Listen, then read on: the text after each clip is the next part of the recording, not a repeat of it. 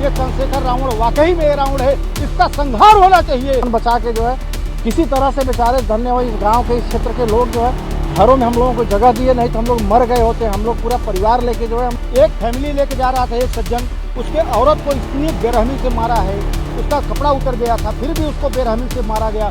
चंद्रशेखर की चालबाजी या विपक्ष की साजिश, यूपी में सत्ता के खिलाफ बड़ी साजिश। पीएम को लिखा गया लड़की का खत, चंद्रशेखर की राजनीति पर बन गई आफत। फूलपुर की लड़ाई लेकिन निशाना योगी की कुर्सी, क्या विपक्ष ने रची खतरनाक स्क्रिप्ट। जी मेरा नाम लिया मुख्यमंत्री, ये सोच समझ के बोलो पत्रकार साथी, हवा मत बोला करो आप लोग। टीआरपी के लिए पता नहीं क्या बोलते हो। मेरा नाम लिया तो बताओ, वरना तुम्हारे खिलाफ एफआईआर कर दूंगा। इन आरोपों को, तमाम तरह चीजों को मैं जानता हूँ और मेरे खाते से करवा लो, मैं तो तैयार बैठा हूँ। मेरे लोगों के लिए तो मेरे खून का कतरा भी हाजिर है। उत्तर प्रदेश की सियासत इन दिनों साजिश, सत्ता और सनसनी की तीकड़ी में उलझी हुई है।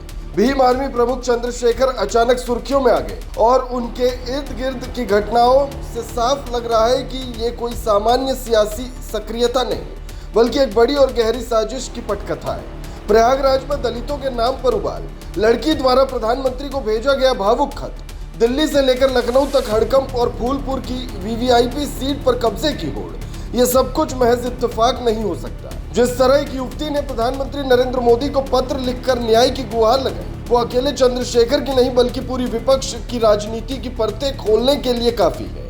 लड़की की शिकायत ने चंद्रशेखर को कटघरे में खड़ा कर दिया, लेकिन हैरानी की बात यह है कि इस पूरे मामले में केजरीवाल और राहुल गांधी जैसे नेताओं का अप्रत्यक्ष समर्थन भी सामने आने लगा है। क्या ये संयोग है कि जब यूपी में चुनाव की हलचल शुरू हो रही है, तब चंद्रशेखर प्रयागराज पहुंचकर जातीय राजनीति को हवा दे रहे हैं?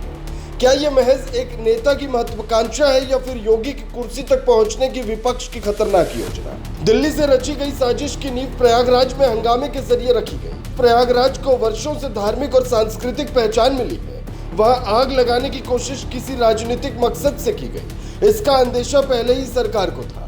4 महीने पहले रिपोर्ट सरकार के पास पहुंच चुकी थी, लेकिन जैसे ही चंद्रशेखर की साजिश का परत दर परत पर्दाफाश हुआ, सत्ता के गलियारों में हड़कंप मच गया। सबसे खतरनाक पहलू यह है कि इस पूरे खेल को दलित अधिकार के नाम पर जनता के बीच परोसा जा रहा है, जबकि सच्चाई यह है कि चंद्रशेखर खुद जाति की राजनीति को औजार बनाकर सत्ता की सीढ़ी चढ़ना चाहते हैं। फूलपुर, जो पंडित नेहरू से लेकर कांशी राम और अतीक अहमद जैसी शख्सियत की कर्म भूमि रही, आज चंद्रशेखर के सियासी नाटक का मंच बन गई है। यहाँ तक कि केजरीवाल के इशारे पर प्रयागराज आने की बात सामने आई है, जिससे योगी सरकार भी चौंक गई। क्या ये महज संयोग है कि जिस लड़की ने इंसाफ की लड़ाई शुरू की, वो प्रधानमंत्री के पास पहुंचती है और उसके बाद चंद्रशेखर को अचानक जान से मारने की धमकियों का हवाला देने की जरूरत पड़ती है?